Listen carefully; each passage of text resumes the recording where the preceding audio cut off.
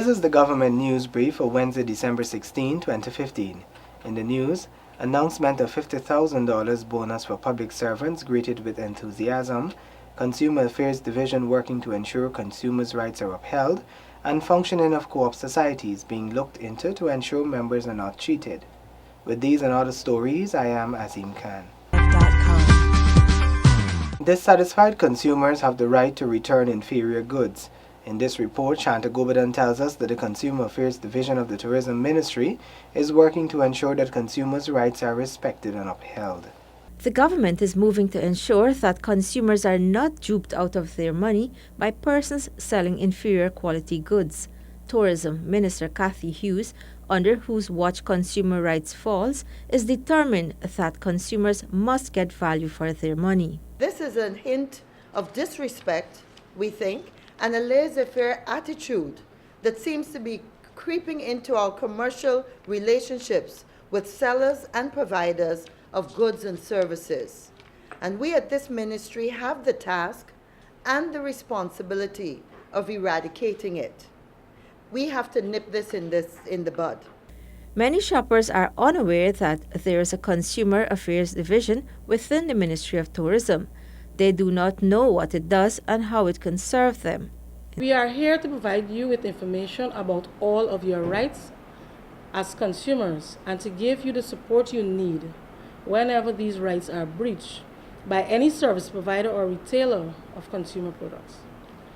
Education is the key in all of this, knowledge of your rights.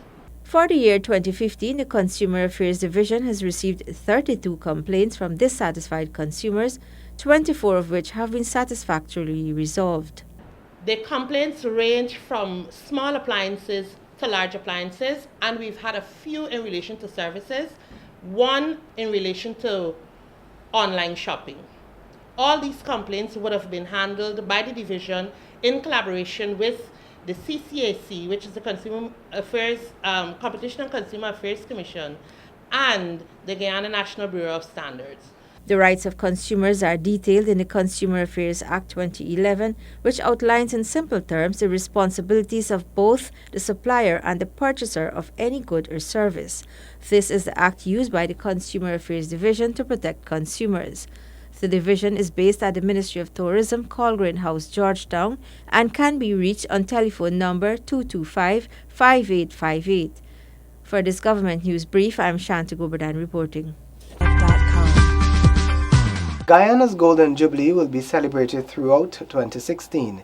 As we draw closer to the occasion, a draft plan outlining the celebratory activities is expected to be made public and very soon. This is according to Minister within the Ministry of Education, Department of Culture, Youth and Sport, Nicolette Henry. Shanta Gobadan reports. First of all, there is a plan, there is a draft plan, and the plan will be made public once it's finalized. It's a process. And therefore, once due process would have taken its course, it will be for public consumption. According to Minister Henry, the activities and events captured in the plan are in keeping with the vision and theme of the occasion. I have been able to look and review and work with the National Commemoration Commission to look at the work plans that were submitted to ensure that they're all keeping in the theme of reflection, celebration, and inspiration. A number of activities are being organized and are expected to run throughout the Jubilee year. However, the main attractions would be on May 26. Jubilee Day itself, which is May 26, we'll have a signature event. In the month of May, we'll also have a float parade. Traditionally, that would have happened on the 23rd of February. That is now being slated for the month of May. And we're also having some academia activities, storytelling, 50 days around Guyana with a literary theme. We're having some sport activities, cricket, football, swimming, and some other sports will also be planned. The objective is the fashion events, memorabilia, and merchandise so that the spirit of Guyana 50 can resonate within people's minds now and for years to come, Minister Henry said. For the Government News Brief, I'm Shanti Gobernan reporting. The Ministry of Social Protection is carrying out a review of all co-op societies. This is to ensure that these societies are functioning well so that members are not cheated. Sanika Thorne reports. The Ministry of Social Protection is currently conducting countrywide inquiries into the country's cooperative societies to determine the state of those societies. According to Minister within the Ministry of Social Protection, Simona Brooms, there will be a complete overhaul of the ministry's cooperative department. The intention is to create an enabling environment so that the co-ops can function effectively and that they adhere to the laws. What we inherited, there's nothing at all that can say to us which are the co-ops that are functioning, which are not, and the NGOs. So we have inquiry going on throughout the country. In that area, there was just one co-op that was difficult, that we had some challenges with. But apart from that, we have the inquiries going on so that we know how many co-ops we have functioning, what is not functioning, what are the assets of the co-ops out there. And so now government will now put in their policies and so on to really move, and co-ops will be at work. Guyanese could really look forward. Cooperative societies are self-generated, voluntary and self-sufficient activity, democratically controlled by its members.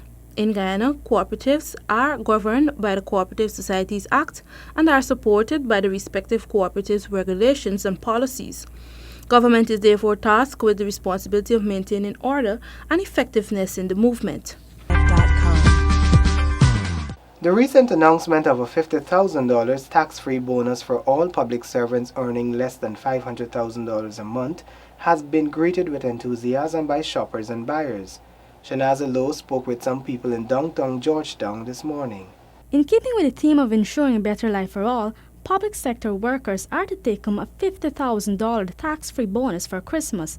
All public servants earning less than $500,000 will benefit from this bonus announced by the Finance Ministry. Since we heard, at least the public servants heard about the $50,000 they have to get, that make things better because it's only approximately about 7 months since this government take over, and that is a wonderful job, well done. I think it's good for a start.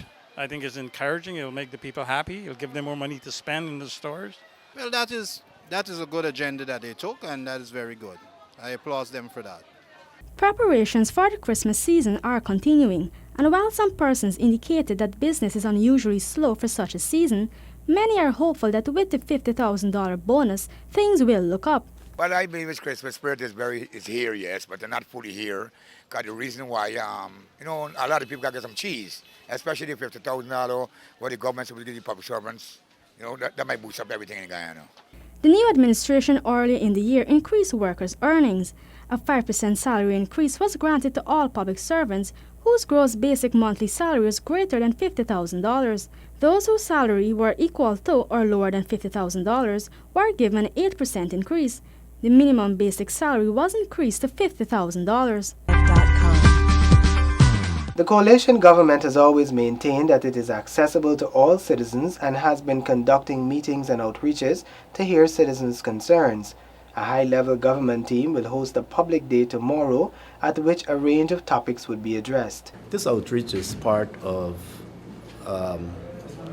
our ministry, keeping its promise to the people of Guyana that we'll reach out to them, that will create opportunities for them to bring their problems to the relevant ministers and the relevant officers in the government.